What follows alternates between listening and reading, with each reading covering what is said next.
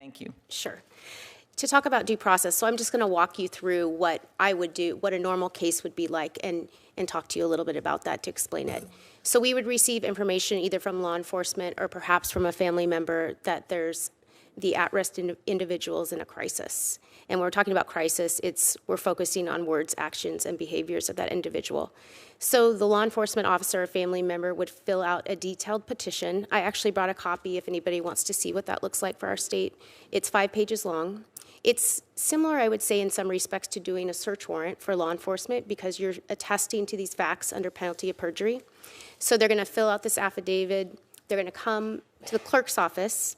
And I got to say that none of these processes are particularly convenient for anybody that's coming in to file orders, but this is the system. So they're going to come to the clerk's office, and then they're going to take their papers. They're going to go see the judge. They're going to go to the judge. Often ours are done ex parte because, once again, these are emergency orders, emergency situations. They're going to go into the courtroom. The judge is going to call them up, and they're going to be sworn in again. And then the judge is going to make a determination based on the petition and based on the information that they heard, whether or not it meets the standard to issue the temporary order. And then I want to say after that, then because this is being done on an emergency basis, of course, the respondent, the person who's subject to the order, has to be served. So they have to have notice of it. Mm-hmm. So then they appear in our state within 14 days, a hearing is set.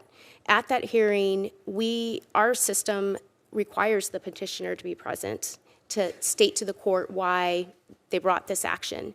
The respondent is allowed to cross-examine the witnesses. He or she is allowed to call their own witnesses. And so it's almost like a mini trial in front of the court, and it varies per judge. Okay. That's very helpful. Okay, just quick answer the second question. So to clarify, including dating partners for federal legislation for protection orders and stalking, is that your question? Mm-hmm. I think it's critical. We are having this challenge currently in our state to expand possibly our categories of protection orders because it was based on the federal standard, which included you had to be married or have a child in common. So it's very important to know, to include the dating partners to give those folks protection because domestic violence defendants are the most dangerous in the whole criminal justice system. If you look at the data, they're the ones that are most likely to, obviously, if they're going to hurt their loved ones and hurt their children, they're most likely to kill law enforcement and others. And so I think it's vitally important. Thank you so much for your work, all of you. Thank you.